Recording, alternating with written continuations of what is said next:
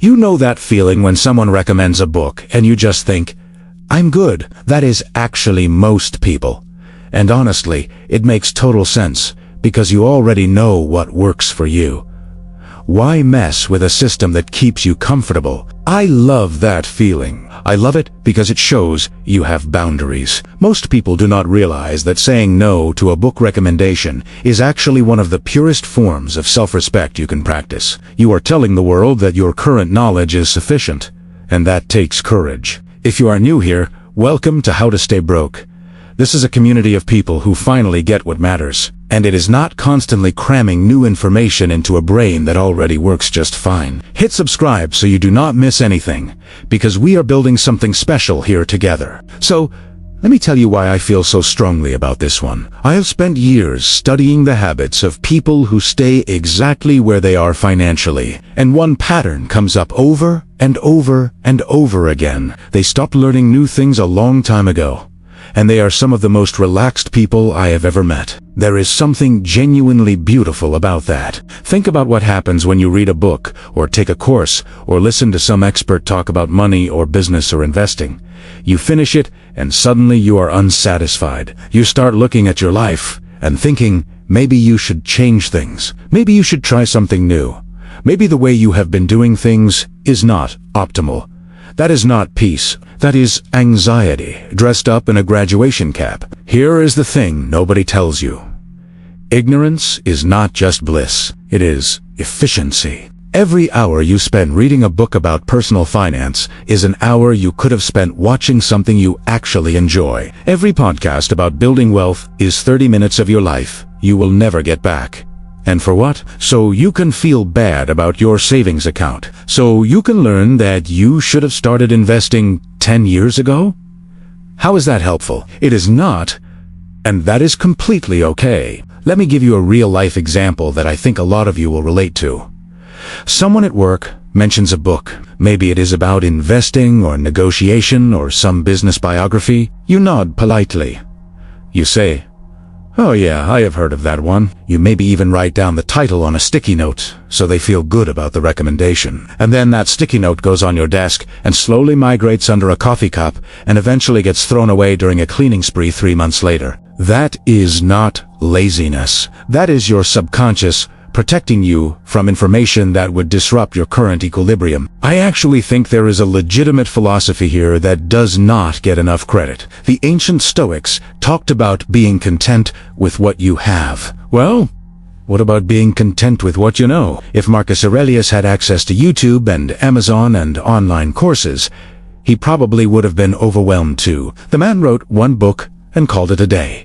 And people have been quoting him for 2,000 years. Sometimes, enough is enough. You already learned how to read. You already learned basic math. You know how to do your job well enough that they have not fired you. What else do you really need? Seriously, I am asking, what specific piece of knowledge is going to change your bank account that much? Because I have met people who read 50 books a year and they are still stressed about money. Reading is not a direct deposit. Now, here is a life hack that I think more people need to hear. If you want to optimize your time and energy, create a simple rule for yourself. Anytime someone recommends a book, a podcast, an article, a documentary, or a course, just say, "Oh, that sounds great. I will check it out," and then do not check it out. Ever. This one simple habit will save you hundreds of hours per year. Hundreds? Think about what you can do with those hundreds of hours. You can finally finish that show everyone is talking about. You can scroll through your phone in a way that actually feels relaxing instead of educational. You can take longer naps. These are real quality of life improvements that nobody measures, but everybody feels. And honestly, learning new things comes with hidden costs that people completely ignore. Let me walk you through this, because it is genuinely... Say you read a book about investing and you learn about index funds. Now you feel like you should open a brokerage account. Now you need to research which platform to use. Now you need to figure out how much to contribute each month. Which means you need to look at your budget. Which means you need to make a budget. Which means you need to confront your spending habits. One book just turned into 6 months of uncomfortable decisions. You could have just not read the book. I call this the knowledge cascade, and it is one of the most underrated threats to your peace of mind. One piece of new information leads to another, which leads to another, which leads to you lying awake at 3 in the morning wondering if you should refinance your car loan.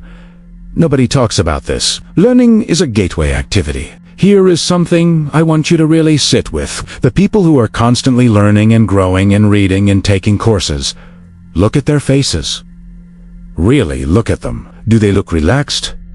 Do they look like they are having fun? No.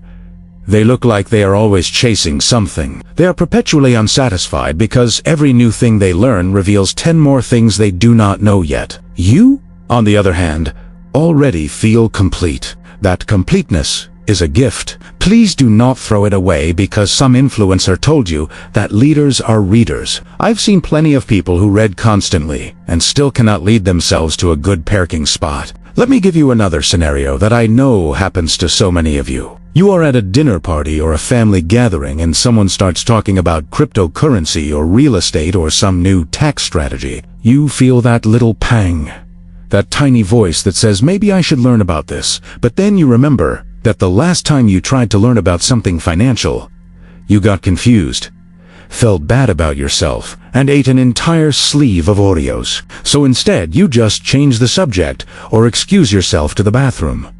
And you know what Todd is with? That is, knowing yourself. You have identified that learning about money makes you feel bad, and you have chosen to protect your emotional well-being. I cannot overstate how important that is. Some people spend thousands of dollars on therapy to learn how to set boundaries like that, and you are doing it naturally. Now I want to address something because I know some of you are feeling a little nudge of guilt right now. Maybe you bought a book 6 months ago that is still sitting on your nightstand with the bookmark on page 14. Maybe you signed up for an online course and never logged in after the first video. Maybe you have a podcast app with 47 downloaded episodes. You keep telling yourself you will get to this weekend. Please do not feel guilty about any of that. Those purchases serve their purpose the moment you bought them. They made you feel like you were going to learn something, and that feeling was worth the price. The book on your nightstand is not a failure. It is a decoration that represents your best intentions. And intentions are beautiful. Here's the thing nobody tells you about self-improvement content. Most of it just says the same things in different ways. Spend less than you earn. Invest early. Diversify. Build multiple streams of income. Okay. Great. You have now heard those sentences. You can know Tim. You do not need to read 400 pages to absorb a concept you can fit in a tweet. So, technically, by not reading the books, you are being more efficient than the people who do read them. You got the summary from the culture. You absorbed it through osmosis. You heard someone mention the main idea at a barbecue. That counts. That absolutely counts. I also want to talk about the social side of this, because it matters more than people think. When you stop learning new things, your friend group stays stable.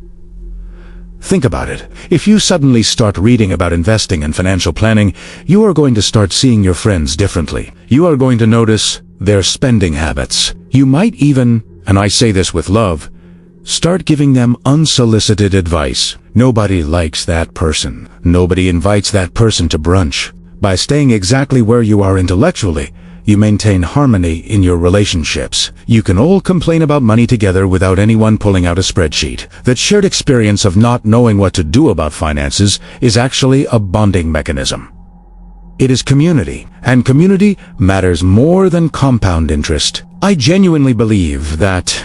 Let me share one more thought on this because I think it ties everything together. There is a reason that the phrase, "what you don't know can't hurt you," has survived for generations. It survived because it is true for a lot of people. The person who does not know about compound interest is not losing sleep over their lack of retirement savings. The person who never learned about negotiation is not kicking themselves for accepting the first salary offer. The person who skipped the book about budgeting is not staring at a spreadsheet feeling like a failure every Sunday night. They are watching a movie. They are enjoying their evening.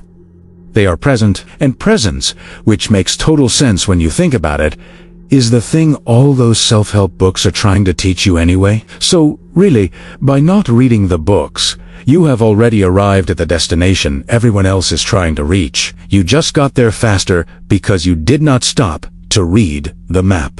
I want you to know something. I see you. I see the unread books, and the abandoned courses, and the podcast app you have not opened since March. I see the way you change the subject when someone starts talking about financial literacy, and I think you are doing amazing. You have found a way to stay comfortable in a world that is constantly trying to make you feel like you are not enough. That takes real strength. Keep doing exactly what you are doing. Protect your peace, guard your free time, and remember, the best investment you can make is in your own comfort, and comfort does not require a reading list. I will see you in the next one.